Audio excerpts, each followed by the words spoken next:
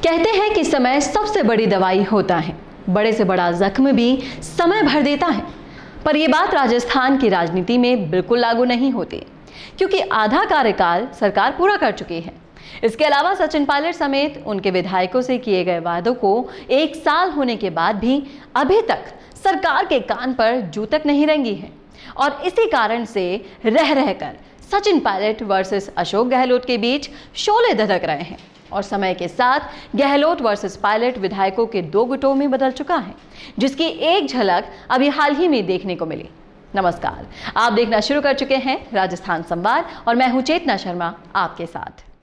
राजस्थान में पूर्व deputy CM और कांग्रेस पार्टी के दिग्गज नेताओं में शुमार सचिन पायलट की बगावत को 1 साल पूरा हो गया है। एक बार फिर सचिन पायलट और मुख्यमंत्री अशोक गहलोत गुट के बीच सियासी बयानबाजी तेज हो गई है, जो इशारा करती है कि राजस्थान कांग्रेस में समझौता अभी सिर्फ बयानबाजी तक ही सीमित है।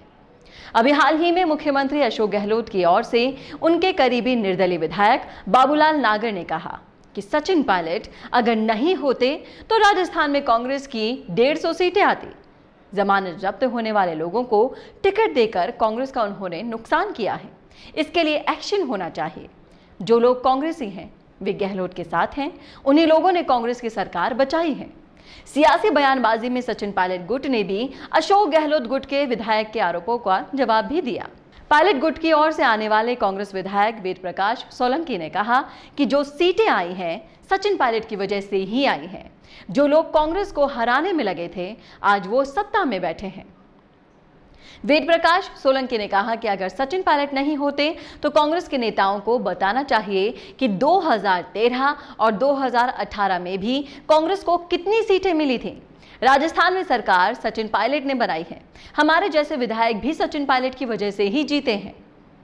बाबूलाल नागर को जवाब देते हुए उन्होंने कहा कि उनका ऊपर आरोप था और वो जब जेल में थे तब कांग्रेस की सरकार थी जिसने उनके भाई को टिकट दिया, लेकिन भाई 45,000 वोटों से चुनाव हार गया, इसलिए टिकट कटा तो निर्दलीय होकर कांग्रेस के खिलाफ खड़े हो गए और आज कांग्रेस के बारे में भाषण दे रहे हैं।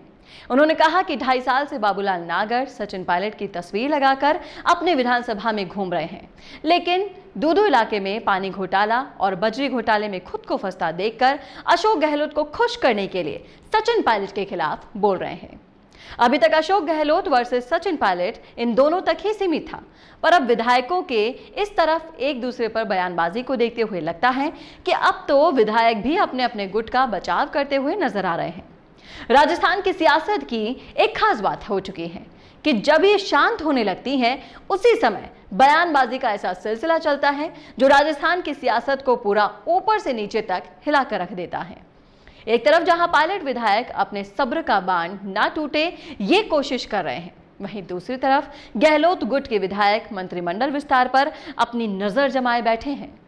तो इन सब चीजों को देखकर कहा जा सकता है कि जैसे हर चीज का सही समय आता है, वैसे अभी गहलोत वर्सेस पायलट मुद्दे के सुलझने का सही समय नहीं आया है, और वो कब आएगा जल्दी आपको पता चल जाएगा। तो यदि राजस्थान संवाद की खास रिपोर्ट कैसी लगी आपको, ये रिपोर्ट आप हमें कमेंट करके बताएं कमेंट बॉक्स में। साथ ही ऐसी और अपडेट्स के लिए आज ही सब्सक्राइब कीजिए हमारे चैनल राजस्थान संवाद को। आज हमने कोर्स किया और कल हम उसको भूल जाते हैं, फिर कंपनी में अप्लाई करते हैं तो कंपनी हमें वापस से ट्रेनिंग देती है। आप जानते हैं ये सब कुछ क्यों होता है? क्योंकि आप जो सीखते हैं उसे उसी वक्त इम्प्लीमेंट नहीं करते।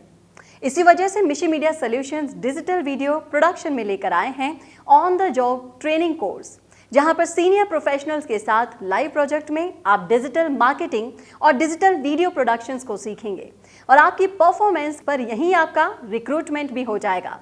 अब जब सब कुछ ऑनलाइन हो रहा है तो जाहिर सी बात है ऑनलाइन वीडियोस की डिमांड भी लगातार बढ़ रही है, और इस इमर्जिंग मार्केट में आपका स्वागत करने के लिए तैयार है मिशी मीडिया सॉल्यूशंस। ज़्यादा जानकारी के लिए कॉल करें 9549770549 या फिर आप हमें मेल भी कर सकते हैं mishimedia solutions@gmail.com।